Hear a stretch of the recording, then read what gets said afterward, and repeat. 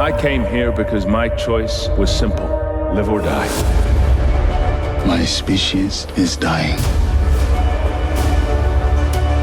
Why are you telling me this? You are vital to the mission. Go. Take him. Now.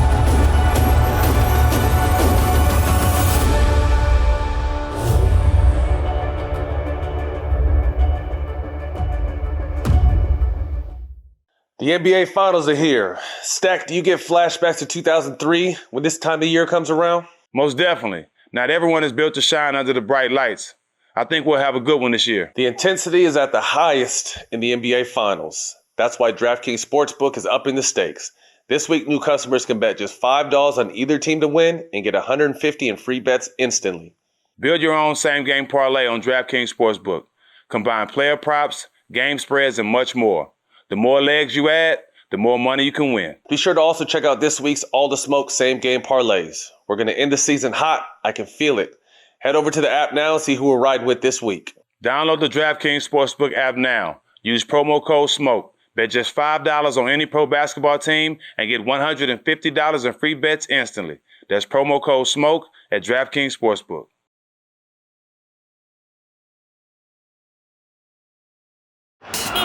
Now this is a celebration. And whoever takes this thing home will cement themselves in basketball history. But in the finals, you gotta be great. Locked in.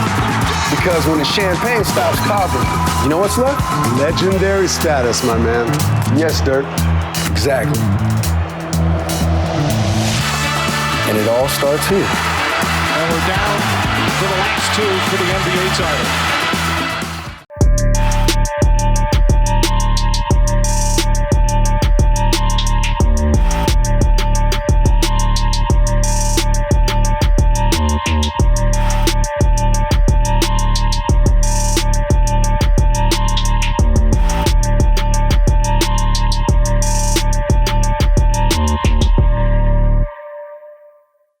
Welcome back to another edition of All the Smoke. Jack, we got a good one today. Yes, sir. One of the best shows, if not the best show on TV, man, inside the NBA. We got our brother Kenny Smith here today. Good to be here. We appreciate Good to be you, man. here. Yes, indeed. Yes, sir. How are you? I mean, this is the best time of the year. I know you're back and forth shooting in Atlanta. You're in LA right now.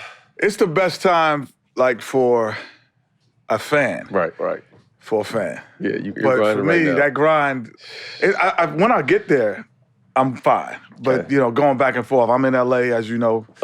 Going back and forth to Atlanta, that's a grind. But, I mean, this is the best time of year in terms of watching it. I've been a fan of basketball before I was even good at it. You know, I was always a fan. I was a dude who, like, if you put up a poster and then you just saw, like, an arm and you saw a wristband, I'm like, oh, that's Walt Frazier. Like, I can tell everything. So, this is a great time. How is it balancing life? Obviously, you're an AU dad as well. You have a whole family here in LA, but you're constantly moving for your job. You always do what you want. Like, you can always make time for what you want to do. Right. Like, it doesn't feel heavy until it's something you don't want to do. Right. Like, I got to get back to an AAU practice. I want to do that. Right. So it doesn't feel heavy. You tell me I have to be at a production meeting at 7. I'm like, man, that's a long-ass flight. You know? Yeah, so you always, you know, family, friends, relationships, it's like, it's never heavy when you want to do it. Yeah, for real. Never. You've been in a few movies. You got an up-and-coming movie called Hustle with Adam Sandler. Let's put a disclaimer out, first of all. I've always been in movies as myself. Like, I come in, there's Kenny Smith, and he says this.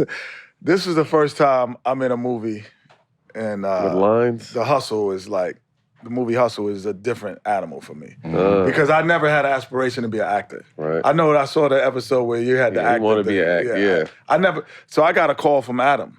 And me and him were cool. We don't know each other where we text and call. Now we do, but at that time we didn't. And he says, man, I got this movie. It's a dramedy, and I got a part for you. It's a basketball movie. I think you'd be good in it. I'm like, all right, just send the script over. In my mind, I'm like, He's like, it's in the pandemic. You're gonna have to spend like 10 days and before you quarantine and that. Send it over. So I'm looking through the script. And I see guys in it. I call him back. I'm like, I don't see my name in it. He's like, no, you're Leon. I'm like, Leon got 32 pages of dialogue, bro. I've never acted. I was like, I've never. He's like, no, you'll be great at it. I know you'll be good. So I had to do the acting coach, Jack, like a whole. And so I told him right then, I said, hold on, let me think about it. Because I know how serious he takes his stuff. Like, he's a pro at this. Like, I'm not a pro at it. And I knew it was going to take a real commitment because I play his best friend in the movie. Okay. So I was like, I called back. I talked to my daughters. They're in the business. They act, and they're actors. And they were like, you got to do it. You can't. People die for this part. And I was like, I called them back. I was like, all right, I want to do it. But I need, who's the acting coach? I was doing 2-3 hours a day. Really? They scheduled me for like an hour. And I always told them to do double. Because I just wanted to be on point. I didn't want it to feel like I was like the only one on set. Right. That, Queen Latifah's in the movie. It's just real actors, like that people who've done it. So I just wanted to be ready. Did you enjoy it? It was different. I did enjoy it, 100%. 100% enjoyed it. We shot in Mallorca, Spain, shot in Philly, shot in New York, all over. It was just crazy, but it's like a vulnerability that I didn't know that you needed. Like when we talking, you look away, you kind of, the cameraman here, you look over here, but when you're acting, you just talk to the person. You never lose eye contact with them. And so I had never talked to anybody where I don't lose eye contact with them for a minute. So that was like a little uncomfortable. So I had to break out of that. I do it now, it doesn't even bother me. I do it now, I can look at people. That's dope. But it takes a different vulnerability to do stuff like that. And my first scene was like they don't shoot in order. So my first scene is like he's almost crying. And I was like, we gonna jump into this one, the first joint? Come on, man. The first one. What about the laughing scene where I talk and the girls are dancing over on the sideline? Like, what happened to that scene? So Hustle comes out soon on Netflix. You guys enjoy this teaser. So, got a book coming out. Talk to us about that. It happened, actually, I used to say I want to write a book. And I always said I could write a good article. I can't write a book. And then, the whole social justice thing happened. And when I walked off the set, I was sitting on, when Floyd happened, and I was sitting on there, and I'm looking at what's going on, and the players are like walking out, and they said they're not gonna play. And I went into work that day, and it was on my mind. It was just like it's on everybody's heart and their mind. And I'm walking through, and I'm like, guy at the gate, hey, Kenny, how you doing? Guy who comes and greets me, that lets me in. Hey, Kenny, the girl does makeup. Hey, I said, damn, everything's the same. Like nothing happened. I said, I can't be here today. So I just thought, I was like, I can't just be a talking head on TV, and just come out and just say a couple of words. I'm like, I got to join the march. Dudes march. I was like, I'm going to join the players. I can't be here. And I walked off. And from then, my phone rang like a week later. It's like, you need to write a book of why you did it, how you did it, how you got there. And then all of the things it started flushing out of me. I was like, that's why I did it. I was like, oh, when I heard Bill Russell told me this back in when I was my coach. But I was like, so the book is about, and I wrote it kind of to my kids in a sense, it's to all the people I met over my life that were great. And what I took from them. Okay. And I wish I had known now at 25, if I'd known now at 25. Right. So I'm giving it to everybody like from Bill Russell, Michael Jordan, to Dean Smith, to a good friend of mine, Guy Osseri, who's biggest guy in entertainment. He slept on my couch when he was 17. Wow. A guy named David Kohler. Kohler is the plumbing, because we went to college. Well, he went to Duke. I was at Chapel Hill, and he stayed with me in the summer. Didn't know this guy from Adam, and he's got one of the biggest plumbing companies. And it's just like the people I ran into. I'm like, damn, So it's just all the things I took from them. Yeah. Born and raised in Queens, NYC. Talk about Queens and what it was like in the 70s growing up. Oh man, Queens. More 80s, brother. I know, Don't date me yet, man. More 80s, It said 70s and 80s. I Yeah, think it's 70s and 80s. Come on, man. But I was born in 78. You know what I'm saying? I was born in 78. Okay, say no less, say less. But no, New York is like, it's basketball, man. Like, people always say, like, the New York players New York has the best. We have that article. LA, Chicago. It maybe used to be that way back in your childhood. No, What, the best players are coming out of players? California now. No, best players, I'm telling you. I had the best dribblers for a long time. No. Hey, half the motherfuckers couldn't hit a house if they was in the kitchen. Listen, we were LeVar Ball. I never lost when I was on the road. I went 72. You are rare, though. You rare. 72-1 in like 4 years at AAU. Yeah. Like I lost one game. Yeah. And I'm the only one, myself and Olden Polides, who made it. Like we had, what I always say about New York, I was like, we don't have the best players. Never. But we always have the guys who shouldn't make it. We have those guys because there's an understanding and a love for the game that's different. Meaning, I always said guys from other cities, when we used to go places like, oh, he scored 30, be like, that's not the first question we asked.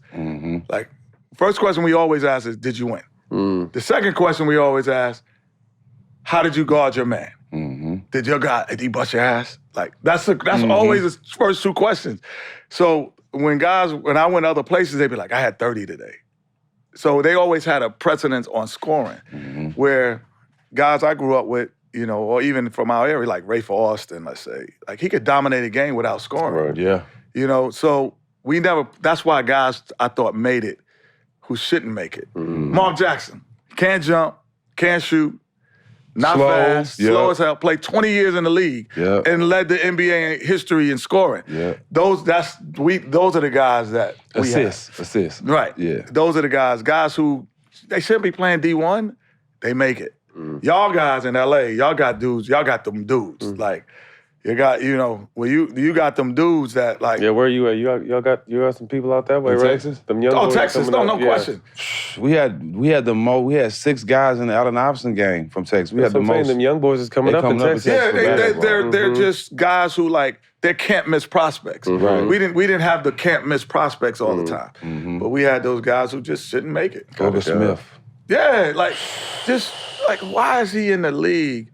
But my brother, honestly, was a big part of that culture. My brother Vince, he brought an AAU team I think they were 8 and 9 years old, and it was Rafer, Speedy Claxton, Lamar Odom, Eric Barkley. Eric Bartley. Yeah. Like, all of these dudes, like, they were all on the same, Ron Artest. The church. It was the church. No, but we call aim high. He coached them from 3rd grade to 9th grade. Yeah. And then he would send them to those AAU teams. Yeah. But from 3rd grade to 9th, every day they were all in my house, like all these kids. I'm like, yo, where do you find these kids like this? And he's like, Kenny, I always find the kids, but if I want it more than they do, I never work them out. And he had a run about maybe 20 guys that made the league. Them same kids you talking about, though, Kenny, we was fearing them when we was high school. The church, it was Lamar Odom, Elton Brand, Ron Artest. Yeah. Speedy See, that's Claxton. the older ones. Once they got older. But if you say, well, you ask Lamar, like, who taught you how to play? He'll say, Vincent Smith, Kenny Smith. That's where it started. You ask Shamgard, who taught me how to play? He's like, Kenny Smith brother. You have Rafer, who taught me how to play. Wow. Like, Kenny Smith brother. Like, he was Kenny Anderson. You ask him who taught him how to play. Like, and you think about this, that you said the top ball handlers ever in the history of basketball. They go, Sham, Rafer, Kenny Anderson. They all play for my brother. It's a similar side. And Lamar is really just a bigger version of what Kenny Anderson was. Yeah, exactly. Because they all play, they all have that. That's him. That's my brother. He had that. He had that Midas touch. They used to call him Midas touch. It was crazy. One time I'm sitting there, I'm going on the airport, and I had, I'm going to the airport, and a limo rolls down, and it's Diddy. He's like, yo, Kenny Smith. I'm like, yo, what's up? What's up, Puff? Because he's Puff then. He wasn't Diddy then. It's like, what's up, Puff? He's like, yo, your brother's a star maker. Like, right? I was like, I got to meet him. I'm like, damn, Puff in music. He's the star maker. That was my brother. I love it. When did basketball come in the mix for you? Always. Like, we grew up, like, my household, like, we were listening to, this is before cable and all that, and where you could see every game on TV. We had the radio on. We listened to Marv Albert. Like, I would be like, Frazier brings the ball across the midcourt line. He passes those in a row. But I grew up with Marv Albert, so he brought the texture of the game just through radio. And so we listened to games. My pops, I cried when the Knicks lost. I'd be sitting at home crying. Like I said, I had everybody posted. I'd wait outside of Madison Square Garden, get autographs. My first autograph, I remember Bob Love from the Bulls. He was the first guy to stop and give me an autograph. So all them other guys. Was Bob Love trash? No, Bob Love was real. Oh, he was nice? Butterbean Love. He was good. He was real. Small. He kind of played like you. Oh, That's crazy. He wasn't trash then. No, he damn sure wasn't trash. He actually played like you. He played like me. He was live. He played like you. All right, Bob Love. No, he was like a 6'8". He was like one of 6'8", slim, handle the rock, shooter. Yeah. He played like you, actually. All right, That's crazy. all right. Bob Love. Yeah. I got to check him out. Butterbean. So, yeah. But, we were a basketball family. So we loved the sport. My mom, rest her soul, she was a sports fan. I called my mom in the league, right? Say, hey, what are you doing? Oh, that damn Derek Jeter ain't hitting day. Like, she watching the Yankees. Like, she was that type of mom. So we always loved sports growing in our household. You got a Showtime documentary coming, Point Guards. Can you talk about that? Yeah, it's the, all the point guards that came out of New York. And, actually doing it with Kevin Durant's company, produced it and asked me to be part of it. I was like, sure. So I kind of filled in some gaps and holes, who to interview. Once they start, like I said, realize the connection that they all had played on my AAU team and with my brother.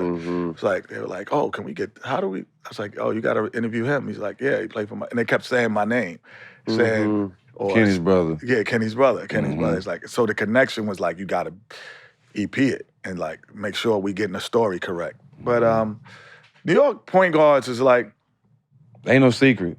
Yeah, no secret. We'll give up our girl before we give up the basketball. You know what I'm saying? Like, you can have her, man. Nah, but you can't take this rock. Right. Those are the type of things that, we dribble through keyholes and all of that. And it's funny because I watched today's game from Kyrie and Steph, and they was like, oh, that's the best. I was like, that's the stuff we did when at home. It really was the way we played when we were home, but we would never do it in a game. Like, everybody had that. The game wasn't ready for it. No, it was like you get pulled out. Like, you get chastised for doing the stuff that guys do today. But everybody had that in their repertoire. Everybody. Like, I'm like, no, that's not the best handle I've seen. Like, ever. Like, no, Kyrie's got a great handle for the NBA. He's got the best. But no, he's not the best handle I've seen. Who's the best handle you've seen, you feel like? If they let Skip play like he know how to play within the league and not try to make him play like a regular point guard in the league, he would have been so much better. Let me tell you, but he toned it down. Without Skip's handle, they toned it down. So I didn't know Skip as Skip. I knew him as Rafer. Rafer, yeah, because he would play for my AAU team. So I'm hearing, oh, you got to go see Skip Tamalu. So literally, I come back, I'm working out. I'm still in the league at the time, so I'm working out, and my brother brings Rafer to the gym. And he's like, well, we had a rite of passage. So if you were the younger kid, you had to always rebound for the pro or the college dudes. So the high school dudes would rebound for Rafer, and so on and so forth. So you had to, and Rafer and those guys would rebound for me when I needed to work out. That was their only job. So anyway, so Rafer's there at the gym, and he's working out, and he's passing me the ball. And I'm like, after the game, I work out, told my brother, I said, I got to go uptown and see this, to go see Skip. But he knew it was Skip. I had no idea. I go uptown, Rafer walks in the park, and the park goes crazy. And I'm like, Rafe, he's like, I'm here to see the dude Skip. He's like, I'm Skip. I'm like, you're Skip? Yeah, that's And dope. so I'm like, That's what? dope. He's like, so he goes in, and he's doing all this stuff, and I pull him aside, I said, Rafe, why don't you do this in an NBA game? He's like, nah, you can't do this stuff in a real game. I said, you could do it. Yeah. What you're doing against these dudes, you can actually do. So he and Ali Mo. I don't mean to cut you off. Yeah.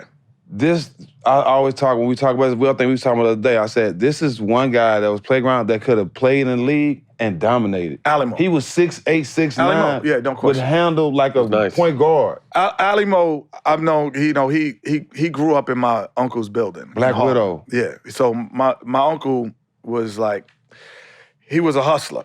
He wasn't a drug dealer, but he was a hustler. So he owned like 4 or 5 buildings up in Harlem. And Alimo stayed in one of them. Mm-hmm.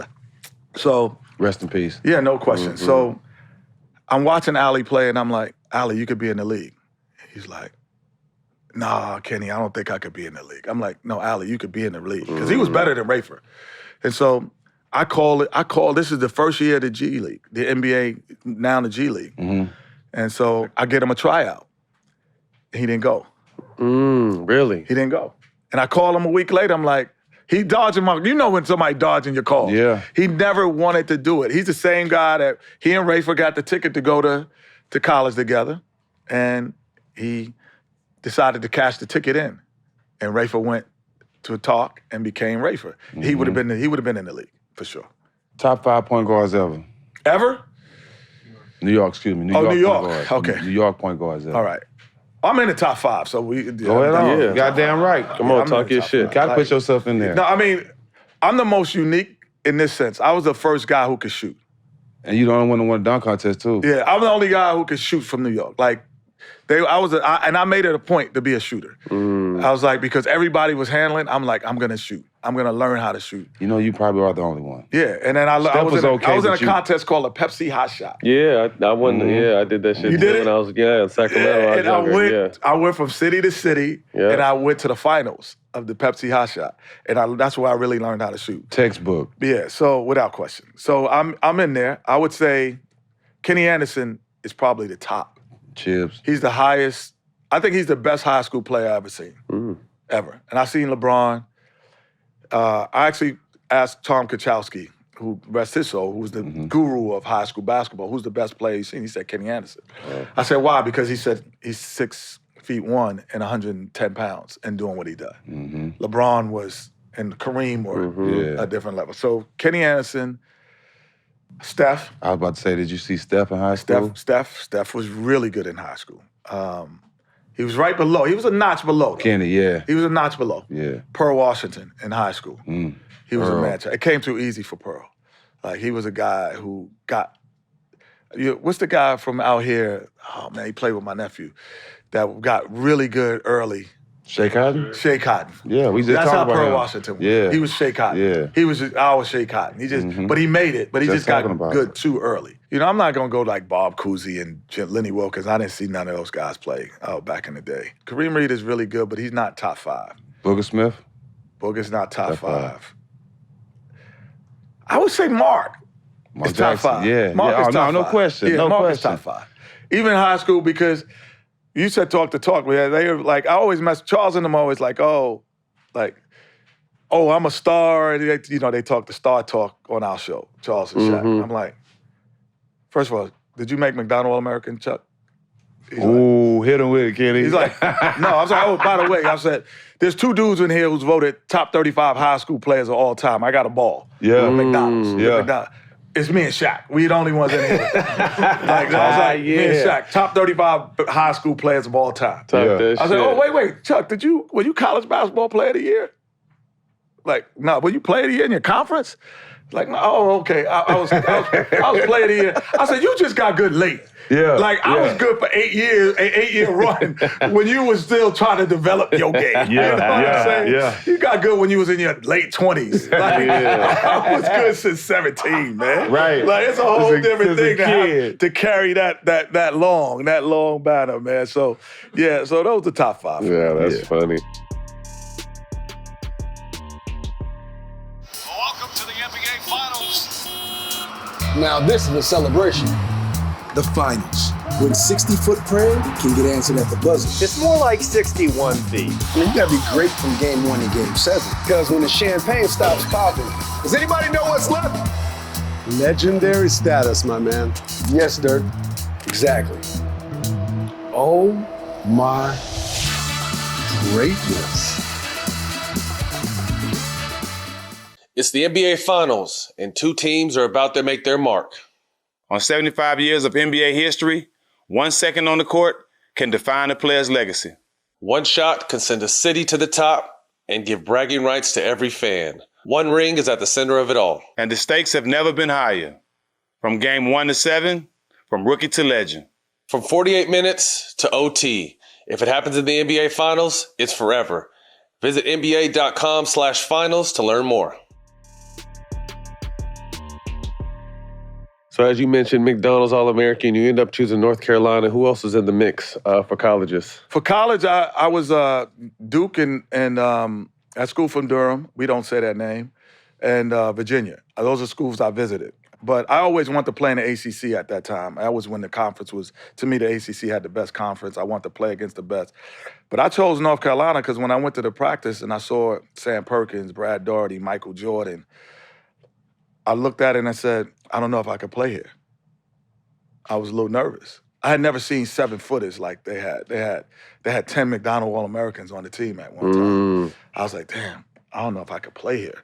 I said, I know I could go to Duke and play. I could play at Virginia. And I said, I gotta go here because I can't be there thinking that they're better than me.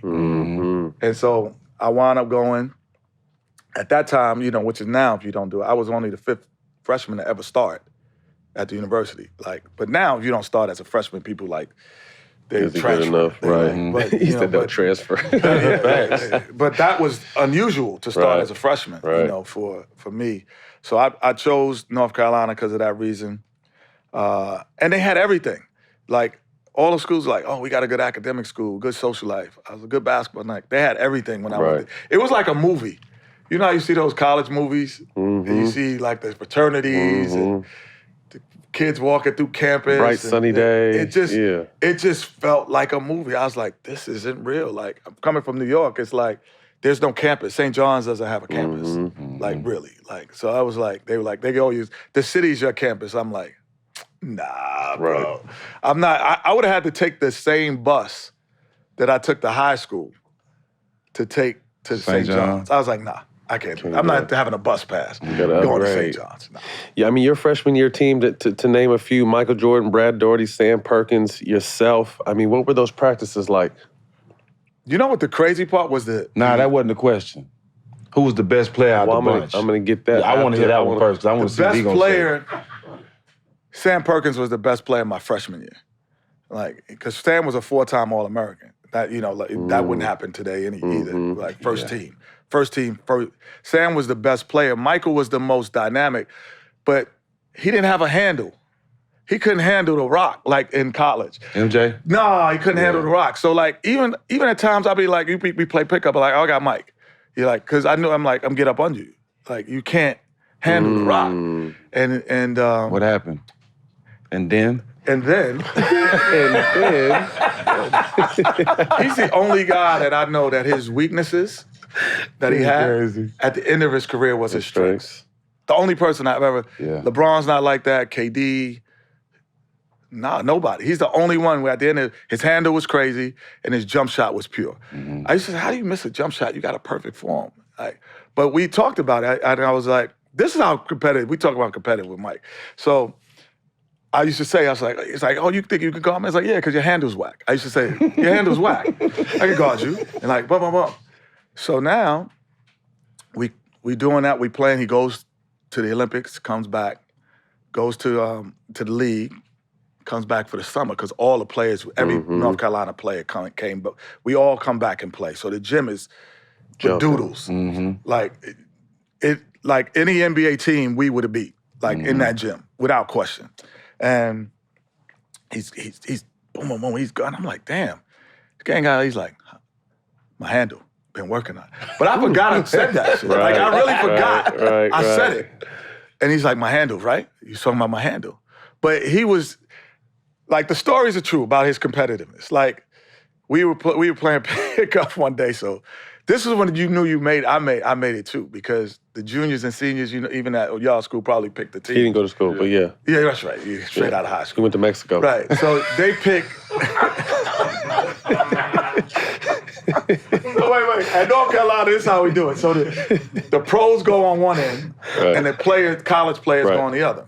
And then you pick your teams. Yep. But you could pick the pros or you could cross over. Mm-hmm. So Michael or Sam, whoever, they were senior leaders and junior leaders, they picked the team. And the first day, you as a freshman, you're just sitting because they're not picking you. Mm-hmm. So you get on the court in. So about a week later, Michael's picking, and he's like, I got New York. They used to call me New York. Mm-hmm. Like, I got New York. I was like, oh shit, I got picked first. Mm. He's like, first, it's 20 official. Pros in the gym. Yeah, official. I was like, oh, it's kidding. I was like, so my confidence was boost. So now we playing, right? And we winning games. And so every time we win, you go get water, and I'm watching Mike, and he's standing in the middle of center court. I'm like, I'm like, yo, what are you doing? He's like, I want the motherfuckers to know that I'm never leaving the court. Mm. I'm gonna be the first to stand here and the last. I was like, all right, so we both gonna stand here. And I was like, this is what we doing. This is how we do it. This is what we doing. Yeah, I mean, he was the first dude that I met that could back up his trash. Mm. Like every day. Mm-hmm. Every day. Always a talker? Always a talker, and always backed it up though. Like, and he really took more pride, especially then, his defense. He's like, Walter Davis, you're not scoring today. You're not scoring today, Walter Davis. Mm. Like that's the type of energy he was on all the time.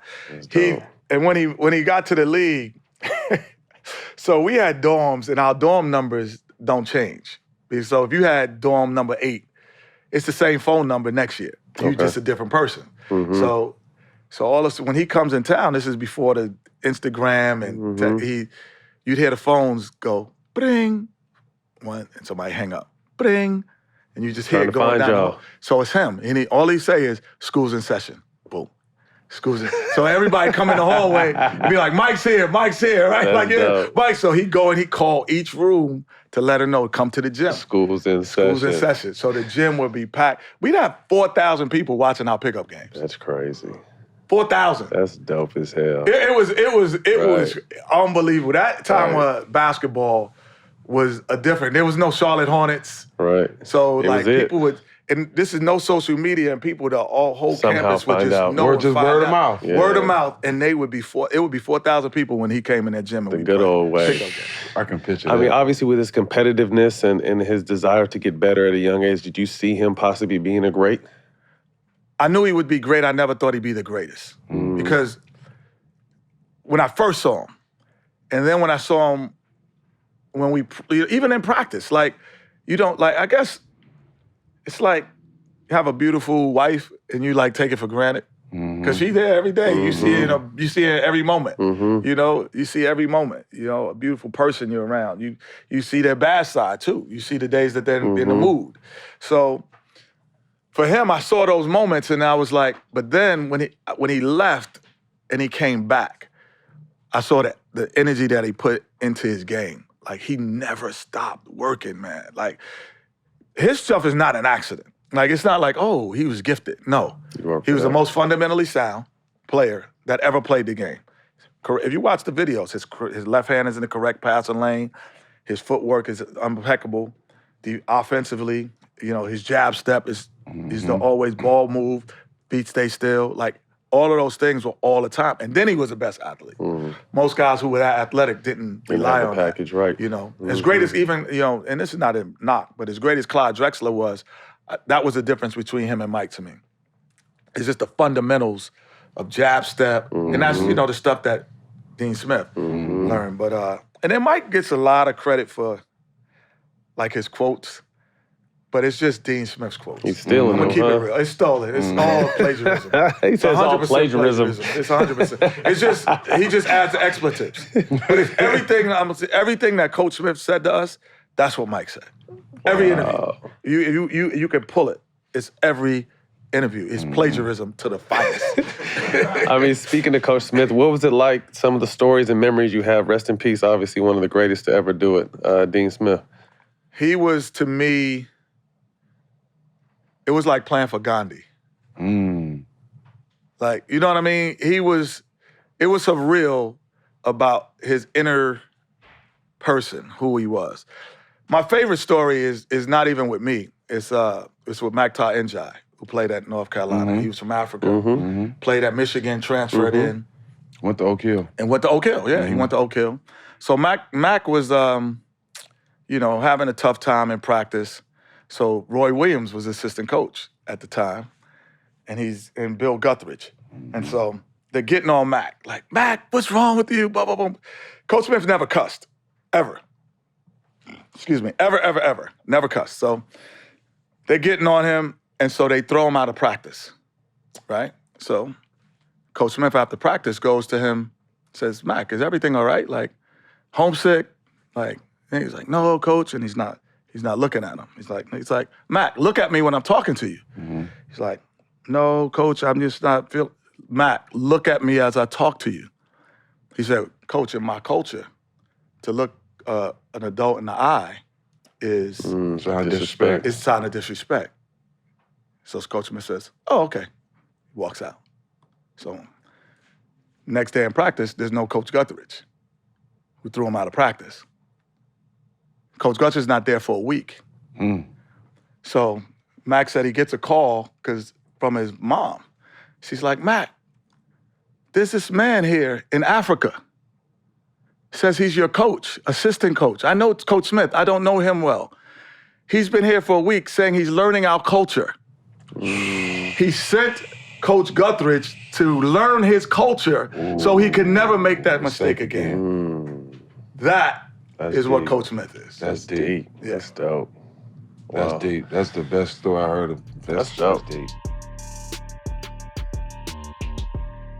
Gentlemen, Father's Day is around the corner, and our friends at Manscaped are here to ensure all father figures are out there looking daddy material this June. Manscaped's Performance Package 4.0, which includes their signature Lawnmower 4.0, is the perfect bundle to tackle any and all old man hair from the head to toe. This right here is no dad joke. Treat him and yourself and join the 4 million men worldwide who trust Manscaped. Manscaped is designed with fathers in mind, and the Performance Package 4.0 is here just in time for your pop's special day. Inside this package, you'll find the Lawnmower 4.0 trimmer, Weed Whacker ear, nose, and hair trimmer, Crop Preserver ball deodorant, Crop Reviver toner, Performance boxer briefs, and a traveling bag that holds your goodies. First off, let me start by saying the Lawnmower 4.0 will be the official MVP of Father's Day. Their 4th generation trimmers feature a cutting-edge ceramic blade to reduce grooming accidents thanks to their advanced skin-safe technology. Lawnmower 4.0 is waterproof and also has a 400K LED spotlight he needs for more precise shave. Does your dad use the same trimmer for his body and face? Let's throw that out the window and give him the upgrade he deserves. But wait, there's more. Manscaped just launched their brand new Boxer 2.0. That, dare I say, the best boxers ever? We all know dads love their comfort. With summer just around the corner, the Boxer 2.0 are here to save every father from the uncomfortable heat.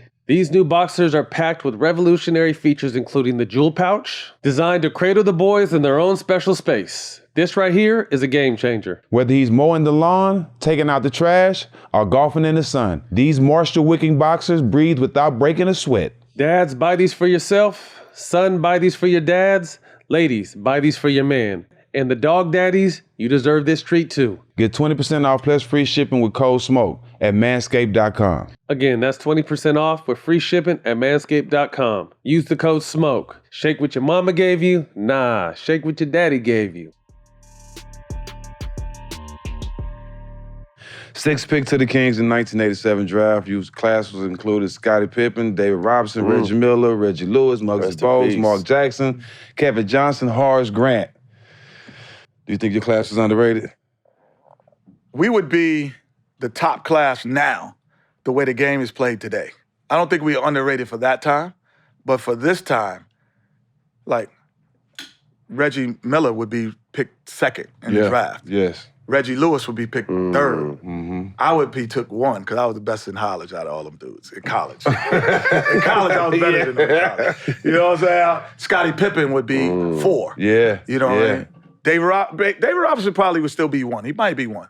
Yeah, he still would be 1 because it would be a unique big, because he probably would have stretched his 3 handle out. a little bit, He could handle shoot it. the 3. But today's game, Horace Grant, He was a shooter, yeah. You see what I'm saying? This is, we were that era, this era. Mm-hmm. We were just born in the wrong era. Like, but that was like a prototypical, like, 2022 draft. You'd be like, you had a hell of a draft with them dudes.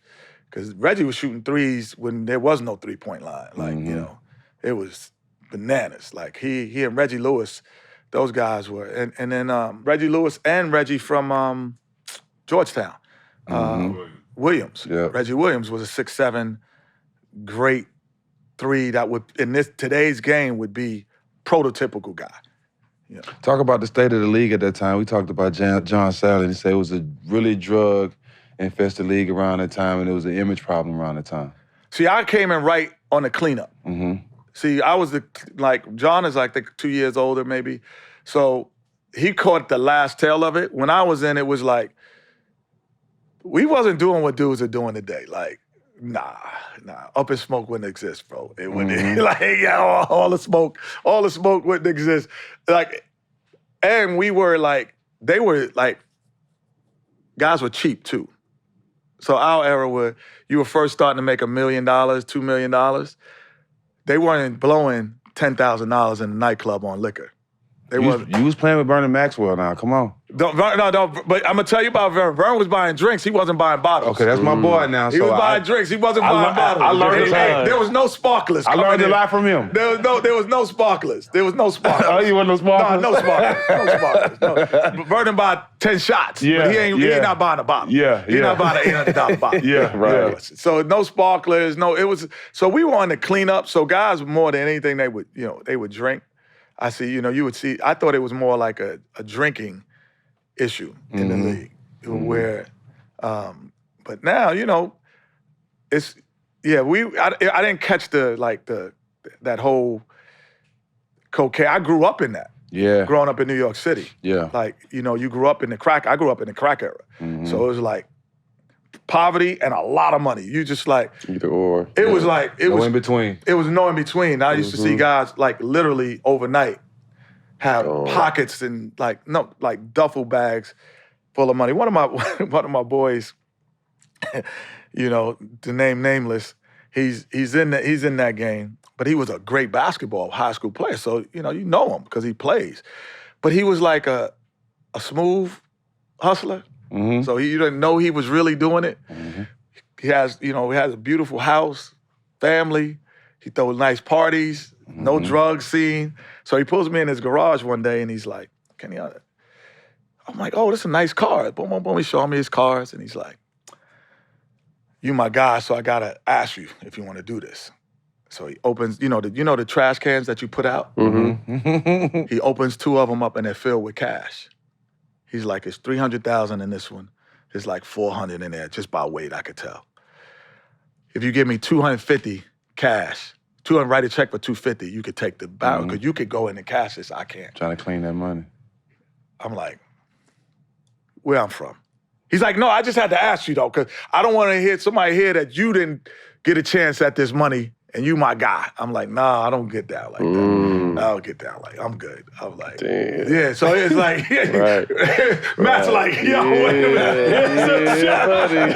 That was a hard no because you see the cash. It's like, right there in your face. It's like $600,000 in cash, like sitting there.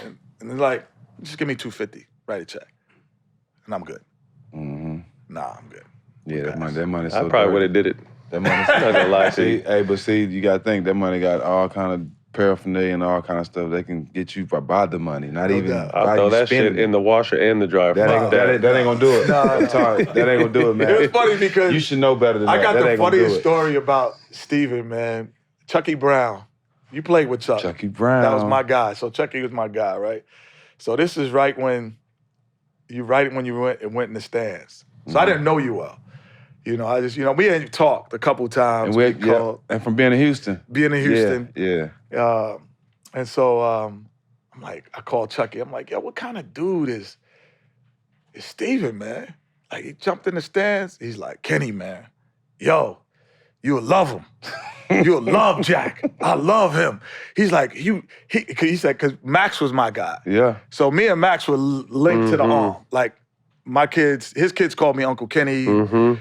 I always had, like, like a relationship with guys like that Mm-hmm. for some reason. And when I'm not really like that, Right. you know, but I always gravitated to a good that. balance. It was a balance. Yeah. He's like, you love Jack. I'm like, why? He's like, he's a soldier. He's like, Jack's a soldier. But he's the soldier hoping for war. Looking for it out. He's the one hoping for war. I was like, I get it. I had never heard anybody describe That's like that. funny as a motherfucker. And from that point on, I understood him. Right. Like, it's like, I got it. He wants to smoke, yeah. Yeah, there it is. He's like, he's looking for it. Like, Hey, Chuck is a great dude, man. Yeah, I learned so- a lot from him, too. yes, indeed. So I that was learned a my lot from him. first. So then I understood why he went to stands. And then I understood what was going on. I understood his whole mentality. Mm-hmm. I think I don't even remember that I called you. And then I remember. And we were going, and we were talking about it on TNT. So I was just like, yeah, I was telling him, the Chucky story. I think I even said, we had talked before, and I just don't like to go on TV with something that's a sensitive issue without talking to the person first. Yeah. I'm not gonna just. You're the only one did that, though. Really? You the only one did that. Yeah, I just don't like basketball. I ain't gonna call him like, yo, you ain't get back on D, bro. Like, knock it off. Life. Like, here's the film. Life stuff. I'm gonna just check in. And he was telling me, he's like, Kenny, man, I'm not really like that. I said, Jack, I do believe that. I said, but this your second incident. Yeah. I'm talking about not even a year. Yeah. I'm like, it's your second one. And I said, you're a good guy. But if you keep doing bad things, you're really a bad guy who want to be good. Mm. So you got to realize who you are. Right. Like, even we all like, everybody who's good ain't all good. Right. Everybody bad, we know, we from the hoods. Like, everybody who bad ain't all bad. Like, you know what I mean? Like, they just not all bad. And everybody who good ain't really all good. Absolutely. So, but if you continually do bad shit, That's all I can say. you're a bad person. You are a bad person. Like, you got to own it. Right. And so I was like, and then even when he was doing it, like I told him when he retired, I said, yo, you a media dude. Like, we were on a plane, we had each other next to each other on a plane. Yeah, Like, and I was like, yo, you could do this media thing, man. Yeah. Like, you was on our show, yo, you really good. Like, I think he thought I was blowing smoke. And I'm like, no, bro, you really good. Dudes come on, they don't get it like you get it. Like, you could, and here we are. But I didn't think you was blowing smoke because I can go back on my Instagram and showed you when I got off the plane. I made a post saying how I sat next to you and what you were saying.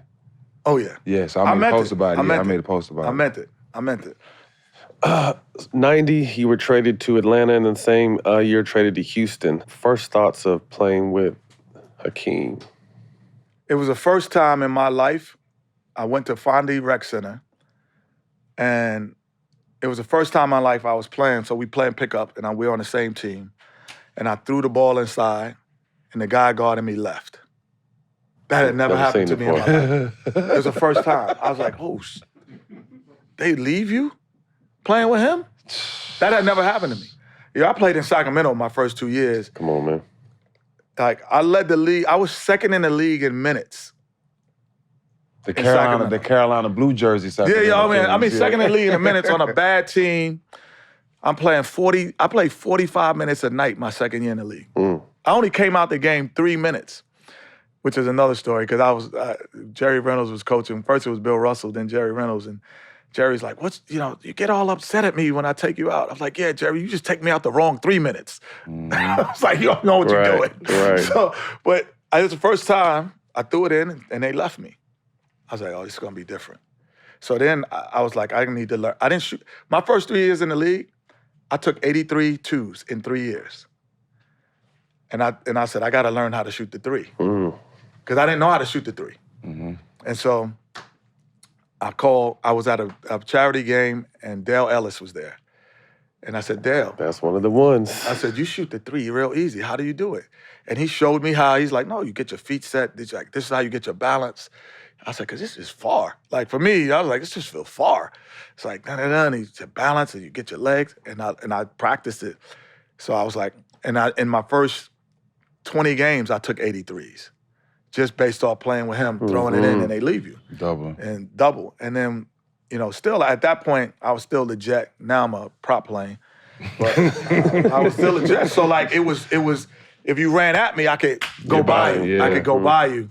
And so it was, You had Vernon, a nice mid-range jumper too. Yeah, and then me and Vernon together, like Vernon was fast as hell. Vernon was, for those who don't know, Vernon was Dwayne Wade before Dwayne Wade. But he just didn't have the mental stability. But if he had Dwayne Wade's mental stability, he would have been Dwayne Wade. He would have. That's it. That's a good call. He just didn't have it. Like Vernon, I was his psychiatrist in the sense that, because everybody knew that we were close and I loved him to death. And so Rudy would be like, Kenny, go get him. Rudy T, our coach. Oh, Kenny, go get Vernon. Oh, go get Vernon. And I'm like, yo, listen. That's my Y'all guy. gonna pay me extra. We had a Vernon story. This is when we was with the We Believe Warriors. We went in, was it to Houston? And remember, he's in there getting a full workout. Come on, Nelly, I still got it. Yeah. Like we were walking No, in. you walk by Vernon now, you think he's 23. We were walking in the gym getting ready for practice, and Max had a whole hour workout sweating, showing than Don Nelson. He wanted a 10-day for our Warrior team at that time. Oh, no. It was crazy as hell. Word, dead serious. That's my dog. He's probably like the second best athlete. Michael. Wow. And him is person, and Iguodala.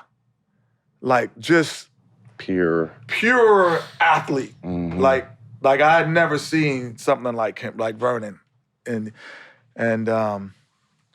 Plus he had my back too far. Like oh yeah. Too far. I love him, bro. Too far. Like he just have your back so far that it's almost scary. You know what I'm saying? Like, Trust me, I know. It's almost scary. Like the type of love. He's the first guy to go on the stands. I was just about to say I didn't want to say it, but I was about to. Oh, he's the first guy to go on Dallas. the stands. No, this was in Portland. Oh, it was in Portland? In Portland. First time. So we getting drove. This is after we won the championship. We getting drove. We went losing by 20. So Vernon he's going to entertain anything that can be entertained. So the guy is screaming at the top of his lungs, oh, you guys are no champs, you suck, blah, blah, blah, blah, you're not going to be. So Vernon's like, he's sitting right here in the timeout. I'm literally here. And Vernon goes, you keep talking that shit, I'm going to come up there and smack the hell out you. You're not going to do anything, Maxwell. Gets up. And it was, how you have that flight or flight moment where I froze. Because I'm watching him instead of tackling him to stop him. Down, right. I'm watching him and I'm it's like a movie and I'm like, is he really going up there? He's going up there. Smack the shit out of him. And I was like, oh my God, I could have prevented the whole thing. So to this day, I still want to pay the fine for him. Because I was like, I could have stopped him because that was always my job, is to stop him. Because I was the only one who could bring him back. But if he's doing this show, he'd be real quiet and you'd be like, that's not Mad Max. But when that light switch turned on, bro, oh my God.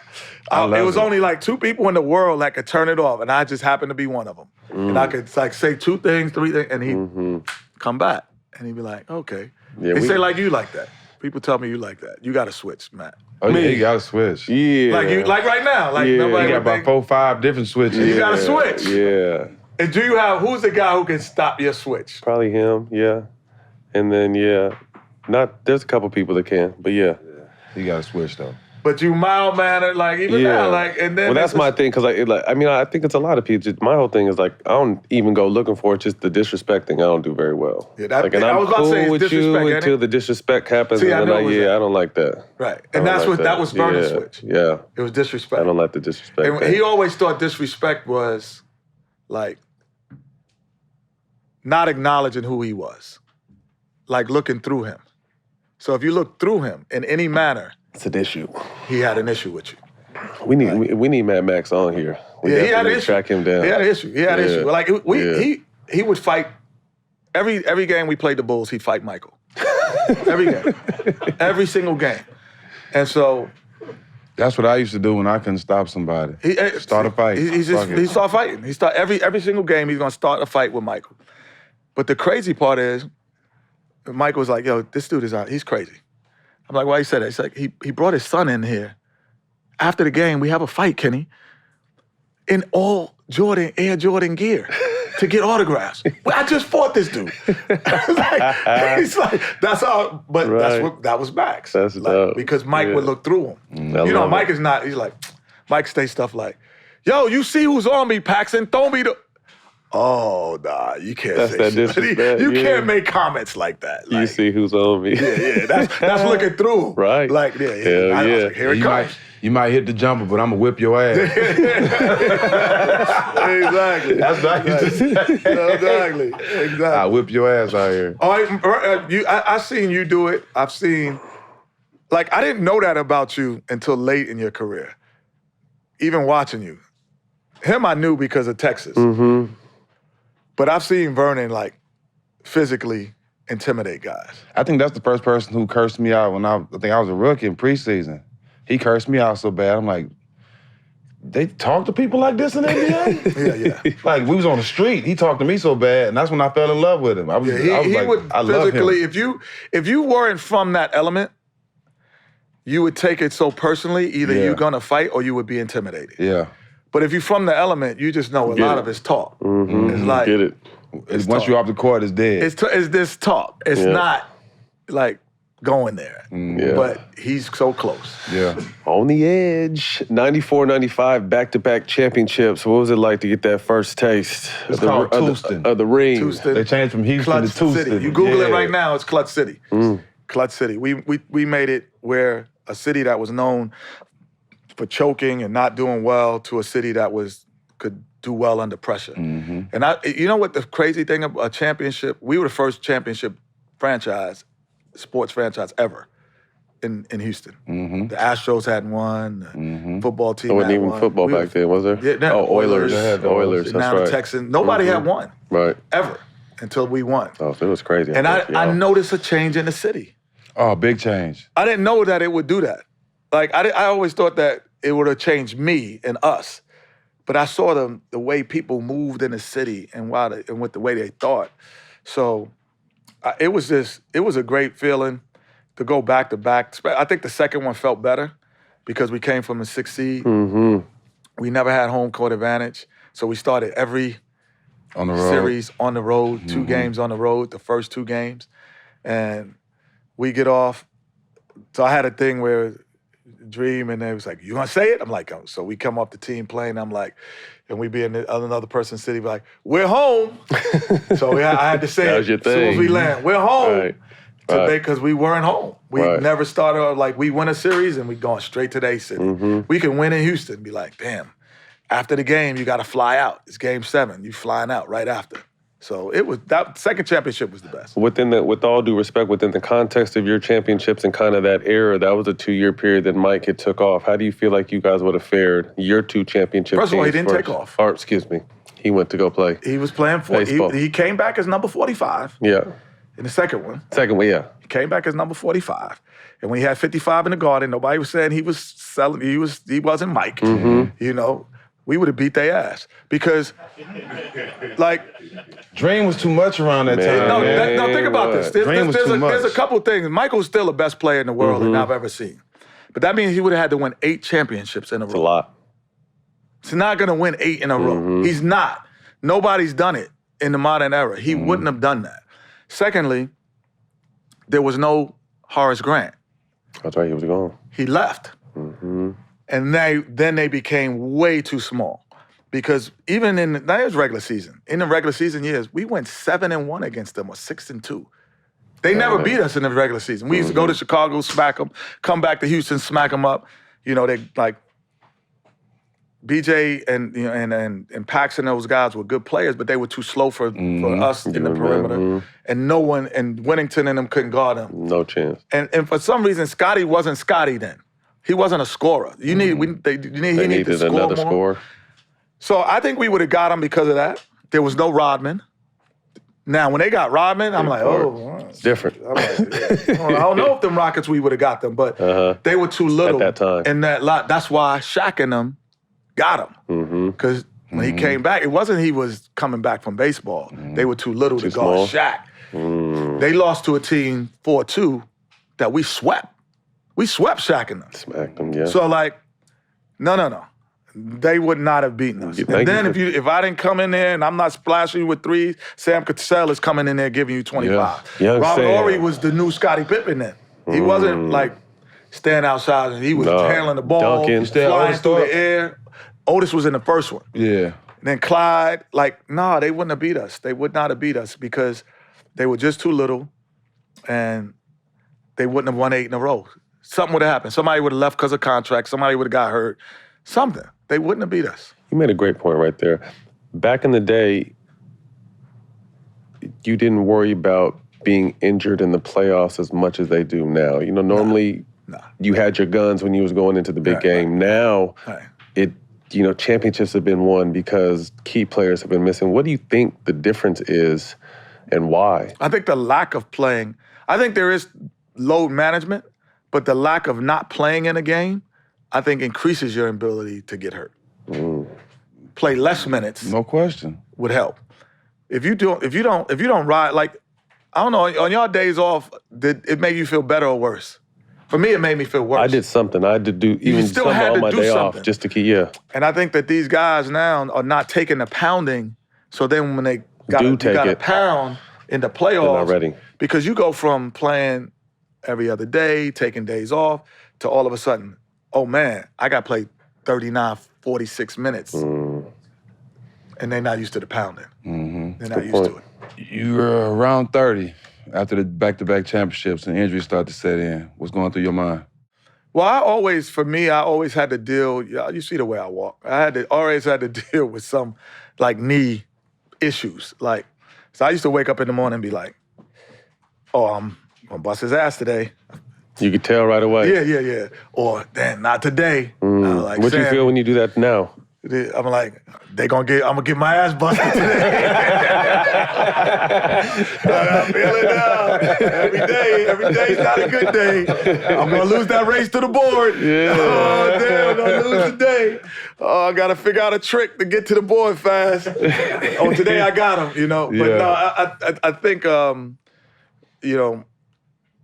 for me, especially being good early and so long, like having to carry that shoulder from high school to college, playing 4 years in college, that took a toll on a 165-pound dude, So by the time I was 26, 27, when you're supposed to be hitting your superpowers, mine are 28, 20, that's starting to fade. You know what I mean? Where I gave a lot of those 8 good years early, but you have the experience. Experience, you can never take that. You can't. And people always say, well, what's experience? I'm like, experience just reduces anxiety. And if you don't have anxiety, you're gonna perform. Right. Because I have the experience to know that I've done this and been in this position, so I don't have the anxiety of not knowing what's going on. Right. So then I feel comfortable. I feel I could see things that you can't see. You can see things you can't see. So you transitioned into media. You're able to join TNT. Did you have any idea what you were getting yourself into? Somewhat. I never wanted to be in media, but I just enjoyed it because I love the game. I mean, if you come to my house tonight, it's going to be 5 of us sitting around. We're going to be talking about the game, talking about whatever it is. That's what we did. So my brother always says, he should get paid half my TNT contract because I use his stuff. My cousin says that. We all do. We do group chats and that's what we do. So but I did notice that most people couldn't in 30 seconds explain. That's important. What was going on. And not only explain it, but explain it to you guys who were at the highest level and also where my grandmother could understand. Right. I was like, oh, they can't do that. I just had that knack. And I think, if we're going to talk the talk, I think what makes me the best in the business is I see the peripheral. I don't see, when I walked in here, I could see the environment that's created and I could feel the energy of what part of each team that you pull from. Just based off of a 5-minute walkthrough. I don't know. That's just a gift that God's given me, and it's just in life. Like I can see that in life, but I can see I'm like, oh, that person's important to this process. I'm like, oh, my man here said like 2 comments. He jumped in. He's the only one who jumped in, and neither one of y'all said anything. He's important to the process. When he like y'all allow him to speak. Former player, yeah. Yeah, I just. But those are the things I know. Right. So those are things I bring to the show. I'm like, no. You know, when this guy, like, it was a player that had an unbelievable game, and great player, and I was like, I'm not sure if his teammates like him. They're like, what do you mean? I was like, because I could tell by the reactions on the bench what's authentic and what wasn't. Like, if I had 50, everybody on the team would be going crazy. Yeah. If, like, or one of my teammates, I would know. I'm like, but a guy ain't really feeling getting 50. I'm like, yo, I'm not. It's a different energy. Yeah. And those are the things that I notice, and I'm like, that's why they're gonna win, or that's why they won't win. And I think, you know, where Shaq and Charles, they come from I always say Charles is he's a flashlight. And I know y'all have had some beef. Everybody has some beef with you, but you could never have beef with Charles in this way. I would say because he looks at life through a flashlight and not a floodlight. So if you look at life through a flashlight, he's like, man, everybody in here got on Jordans. No, I got on Jordans. He's got the flashlight. He's correct in it, but when you put the floodlight on it, everybody else. So, but sometimes the flashlight is super accurate because he's pointing it directly at you. But sometimes he misses things. My job is always to bring the floodlight to the situation and go, nah, you're right, but it's not that only, you know? So he has an accuracy point to it that will rub you the wrong way or you would overlove. I think he gets too much credit sometimes, and then sometimes I think he gets too much the other way. But he's accurate all the time, but it's a flashlight, you know?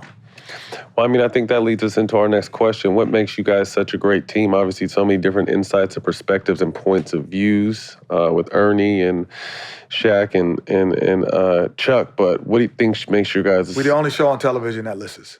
The only show. Like everybody else has their written notes, and they're gonna I write shit down. Like I'm gonna write stuff down. I'm gonna get this point out.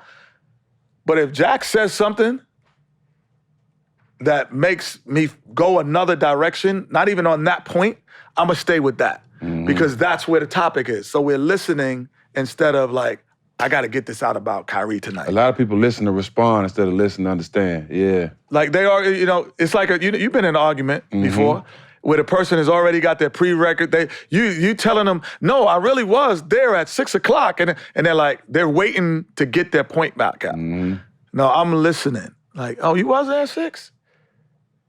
Tell me how you were there at 6. Like, explain it. Right. And that's the only thing that separates us to me. And that's a hard job to listen. Like, you can't just say, okay, today I'm gonna start listening. They just put 4 guys together that listen. We always didn't. And Shaq didn't listen at first. And until he realized we were listening. And I told Shaq, he was terrible, honestly, his first 6 months on the show. You guys did some little piece on, what was it? You guys went behind the scenes of Inside. Yeah, we did like a documentary. I watched terrible. that. Yeah. Oh, he was terrible. He was terrible. And 2 things happened that made him great.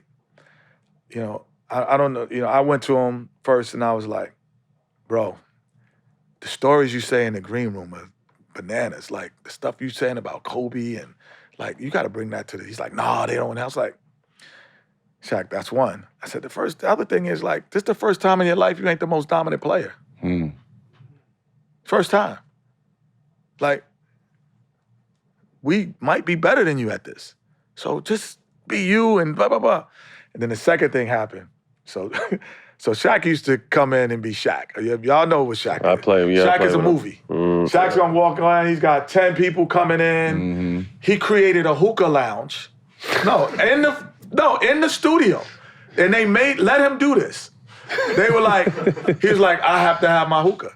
So he has a hookah lounge outside they make, and they put a TV outside the studio. We got a green room. Like, yo, man, Chuck in the green room. We doing this for 15 years together. This dude gonna come in. Y'all gonna build a hookah lounge for him? Like, what the fuck? What's going on, yo? Like, what's going on? And then he's got entourage.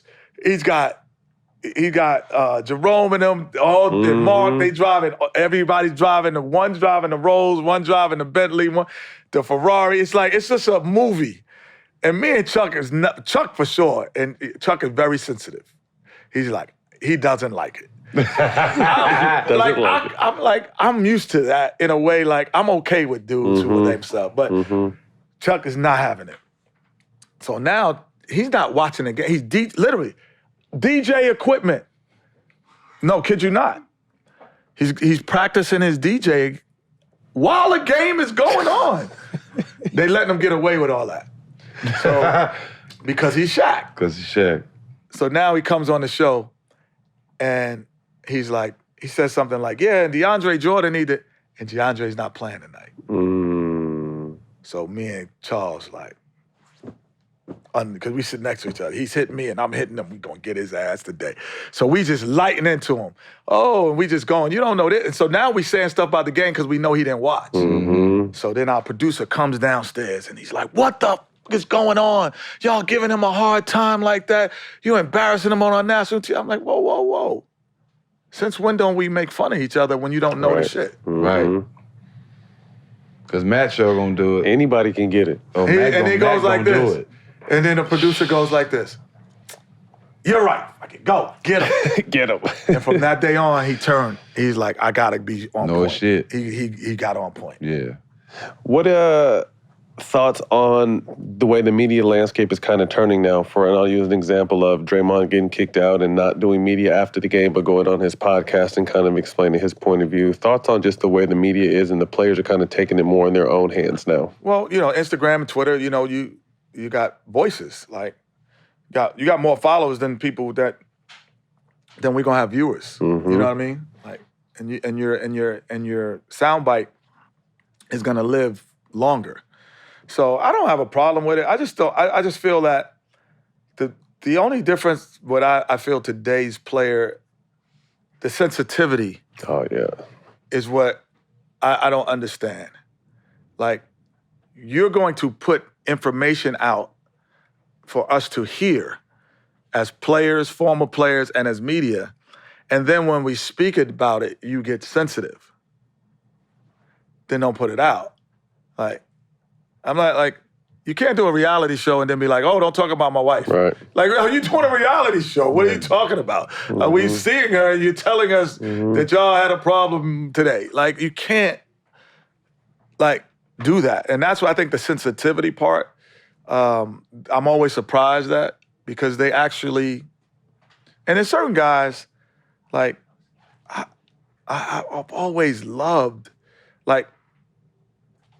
that I never understood. There's a couple guys I never understood, and they actually both Kyrie and Kevin. I didn't understand them. I don't know them well, but I didn't understand them because I always loved them. Like, when they first came, everybody I knew always talked great about them when they first came. The first 5-6 years, they were like Kyrie and Kevin. And then it became like, everyone hates me. Like, you said, oh, and y'all talk. And I was like, no, bro, nobody hates you. Like, we all love you. Like, and then the narrative shifts because then people start hating them, and they got hate on them. And I was like, I never seen that. Like, Steph Curry, his whole career, no one's hating on him. They're never gonna be like, oh, we hate Steph Curry. But if he started saying, oh, y'all hating on me, or blah, blah, blah, then people would start doing it. It's just, they changed the narrative of their own script that I didn't understand why they did it. Because I wasn't hearing what they were hearing. I just, me personally, and I'm in the media. I'm in the back rooms. I'm with the players. I'm with the owners. I'm with the most unique position. I have an owner. I had this happen yesterday. I had an owner call me, a general manager call me, a player call me, an agent call me, and an AAU coach all in one day. And so I know I'm in the most unique position ever. And I had never heard that about them. So I would, that's the only question. Y'all ever have them on is like, when did they feel the hate started for them? That would be my one question, because I never felt it. Like, now, of course, I'm going to talk if you do something like in a basketball sense, because I could pull the film out. Right. Like, and you know that. Right. I could pull you can't front on me. Like, I could pull a film and say, you didn't do this. But, but I never cared about, like, even with the vaccine with Kyrie, I never cared about it. Like, because that doesn't affect the game and me. And I always thought the social issue was different from the basketball issue. Like, I don't think we could ever tell him to do something that was a national pandemic, and the fear that people had and the misinformation that people were getting in both sides. Because, they did tell us when we first was like, you take the vaccine, you would never catch it. Like, they did say that. Right. That was the rule. That was the stuff going out. It changed by 20 Like, you know what I'm saying? So it's like, I understood that part. That's a different issue than when I hear guys trying to bleed that in and like, oh, he wasn't there for his teammates. Like, that shit that's not the same. Taking a polio shot is not the same as playing basketball and not coming to work. Like, it's two different issues. So, I don't know. If y'all get him on to ask him, when did they feel the hate started? Yeah, I mean, I talk to him a lot. I just, anytime you disagree with the masses, it's gonna be like that. But at the same time, nobody understood the conversation. Him and Kevin Durant had the conversation, so it was understood between him and his teammate. So for people to say he turned his back on his teammates, you can't say that and actually know what you're talking about, because him and KD had the conversation. Yeah, but you're not turning your back on your teammate because it's a social issue. It's not a basketball. Yeah, exactly. It's two different things. Now, do I agree with it? No. Right. I was like, no, I'm vaxxed up and I'm boosted. Do you know what I mean? But that's just on the information I got. But I didn't make that decision based on TNT. Right. Like, you know what I'm saying? Like, that had nothing to do with TNT. Facts. So I never understood how people put those together, especially in sports world. Right. Like, they're two different issues. Like, would you go to war or go to play basketball? Like, yeah, that's two different. Yep. They don't blend. Yep. Quick hitters coming down the stretch. First thing to come to mind, let us know your all-time North Carolina starting five. Ooh. Phil Ford at the point. Phil, I had him in Charlotte. I'm the sixth man because of him. Phil Ford at the point. Michael at the 2. James at the 3. James Worthy at the 3. Sam Perkins at the 4. And Brad Daugherty at the 5. Brad Daugherty was better than Sheed? I'm just asking. At the 5, not at the 4. Okay. Yeah, at the 5. Hey, you've been around. That's a great answer. Not at the 4. Not at the 4. That's a great answer. As a matter of fact, She gets Sam. She gets Sam. He does get Sam. He does. He does. She was cold. She always tell, my She story. Like, so I see She, right? We was getting all the texts, right? And we out eating. I'm like, She. I'm waiting for the moment. I'm like, bro, you can't check out in this series. Like, how can you not get a technical? He's like, Kenny, man, it feels like if I don't say nothing, my head's gonna explode. I'm like, well, we don't want your head to explode. Go ahead, keep talking, man. Like, go ahead, man. Like, go ahead, just go ahead, man. I don't want your head to explode. But yeah, he could have been the best power forward of all time. He could have been. But he had a little too much Philly in him. Like, he didn't want to do that. And he was a little too unselfish. Simon Gratz. Like, he was much. If I had, like, as great as Kevin Garnett is, but if I had to put my money on one game, one game, not the season. The season, I'm going Kevin Garnett. Kevin Garnett gonna get me there and take me over the top. His motor. Yeah, he's gonna get me and take. But if I said it's game 7. Straight skill. Oh, game 7, I'm going with Sheed. Game 7 for one game, he gonna get you there. And because he got more stuff than Kevin. That's what I'm saying. He put it on the floor. He could shoot the 3. Consistently. He could block shots. He could defend. He He could score on. He did it all. He just didn't want to be the best player. Yeah. He was okay with being part of a great team. Yeah, exactly. Yeah, he's okay with that. Good call. And let me dispel the others thing that Shaq and them. We always say others, but I don't. They do. I hate the word others. Like you know how they say, oh, and the others, because I hate that term. It's like it irks me. Every time I say it, they hear it, I just want to scratch the freaking desk because it puts so much less value when you put a guy as you put Matt Bond as an other, Steven Jackson as an other, like because you're not the star, but you're the other. No, because star doesn't mean star. Like because you take more shots doesn't make you the star. Talk you about score it. more. Preach. Like Charles, you were the best scorer or rebounder, but you couldn't. If you had to bring that ball up, we would have pressured your ass, and you would not get the ball up court. So you need Kevin Johnson to be the best point guard to bring the rock up. Right. Like his role is so valuable and so underrated when you call him an other. You know, and that's what I had a problem when Charles was talking about KD and about riding the bus, and they started saying the bus thing. Oh yeah, I saw that. When you're not a bus driver. Yeah. No, time out. If you ride on a bus, that means you're See, I'm getting upset. I mean, you're a damn passenger. Yeah. A passenger does nothing but wait for the arrival. That's it. Now, if he would have said, he's not the captain of the ship, I'm like, oh, okay, there's a first mate. Damn, there's even a program director for entertainment that's important. Isaac at the bar, the Love Boat, he was important. Like every part of a role, right? There's roles that's really important, but they're not similar. But when you say somebody's a bus rider at the level that KD is, it gives the perception for people who not play like us. Right. They get in their mind that the masses, no, you're right. Oh, it takes one guy to win this shit. You bugging.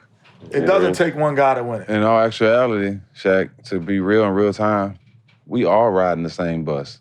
Nobody driving it. Yeah. We got a bus driver. So we all ride the bus. Like we on a ship. We all riding the bus. We on a ship, man. It's like, no way. And that term, those terms bother me, even though because it doesn't bother me for us. It bothers me for they don't really know the level we get it. The level that you have to be at to be one of the best 327 something in the world. Right. Facts. There's only 327 of them. Yeah. There's only 5,000 of us that's ever touched the floor in the NBA. In the world, in the history of basketball. You gonna call me an other? Right. Yeah. That's cool. Like when I got there, it was a dream. When I left, it was a reality. You know, when I left Houston, he was just a dream. Right. He was a reality when I left. Like I got there the year before. They didn't make the playoffs. Yeah. It's not that I'm the best player, but I put everybody in their right spot. Like, I know now, Vernon, go to the 2. You don't have to handle the rock. Like, boom, boom, boom. Like, okay, now you're going to have spacing. Like, that's makes you a championship team, which y'all been on. Y'all understand that. Like, and when they say that, I'm like, y'all talking to people who don't understand the game. So, hey. Top 75 list. Who's the biggest snubs for you? Vince Carter. Vince Carter. He held the league down for like 8 years. Yeah. Like he was the face of not his team. He was face of the league. For 8 years. Tracy was probably right behind him. Yeah. But Tracy was never to me the face of the league. Vince was the face of the league. No question. Like David Stern and those guys. We need you to go to China. We need you to. He just face of the league. And so I thought he was the biggest snub and underrated because it's Johnny come lately. They looking at Vince at Atlanta. Right, he played 20 years, right? That Vince Carter, the year 20, whatever. Nah, that ain't Vince Carter. Like, no. But first on the scene in Toronto, scary, New Jersey. Like, I'm just saying, like, those guys didn't want to see Vince. No. Like, when he walked in the gym, like, they didn't want to see him, like, at all. Like, so to me, he was the biggest snub. Tracy was second, right in there. And Bernard King for me. Because Bernard King was a legend. Come on. He was, to me, I didn't see a small, Larry Bird and them dudes didn't want to see. That's the era I grew up watching. They didn't want to see him. They didn't want to see him. James Worthy, Larry Bird, they could not guard him. They could not guard Bernard King. Package. 5 dinner guests, dead or alive. Ooh. Mandela, Bill Russell, Obama. Need a female. Shonda Rhimes. I would like to have her there because she writes stuff that typically isn't from our culture, supposedly. And I like this. She's crossed over, yeah. She's done a lot of different typically things. Typically they were like, oh, that's not your culture. How do you know that? So I would like her there. And who else? I got one more. My guys from Up in All the Smoke. Yeah, appreciate you. Yeah, we give a whole that. different perspective. Yeah, keeping it right. Don't appreciate keep it real. You. Keep it right. If you could have, you know what? My rookie year, Steve Nash told me that. He's like, bro, you can play a long time in this league, but stop worrying about keeping it real and start keeping it right. He told me that a long time ago. Keep it right. If you could have one guest on All the Smoke, who would it be? But before you answer, you have to help us get your answer on the show. Okay. And before you answer, we've had 3 of your TNT showmates on the show already, so there's only one more left. Yeah. Who's the one left? Chuck. Chuck? Y'all don't want him. Y'all don't want Chuck. Chuck is gonna say the same shit that you see on TV. He's not gonna change his answers. He's not gonna change. We're not trying to change his answers. We want to get some stories. I would like to see him on your show, but he's not like the first person I think of. Yeah. I enjoy when you guys have like people who's part of the basketball culture, but not part of basketball. Because like when you look at your wall, I can give you an answer. 5 people, you only got 1 basketball player up here. You see what I'm saying? Mm-hmm. I got an answer for you if you think of one. Who's that? You just did a movie with him. Adam Sandler? Adam Sandler, you love. I can make the call. Yeah. You love him. I'm a huge fan. You love him. I'm a huge fan, bro. We both are. No, he is honestly the nicest guy I've ever met in my life. He and Drew Carey from Price is Right. Yeah. The 2 nicest men I've ever met. Like just genuinely nice people. Nice. Other than Hakeem Olajuwon. Hakeem Olajuwon is the most honorable guy I've ever met. He called me. Most honorable. He called me. Most honorable. He called me. And then Adam is the nicest guy I've ever met. So there we go. You heard it here first. Kenny Adam said Sandler. he will get Adam Sandler for us. Yeah. Before you leave, bro, we got something for you. You know, somebody we look up to, so we got some gear from All the Smoke. I thought it's sweatshirts. I thought these were your sneakers you had back in the day. The proteges. No, them proteges. Hey, I love them box of cigarettes. I wouldn't give you them shoes for your dog to chew on. Well, man, that's a wrap. Them shit is terrible. Thank you, Kenny Smith, for your time. We know you're busy, man, but we appreciate you. Catch us on Showtime Basketball YouTube and the iHeart platform, Black Effects. We'll see y'all next week.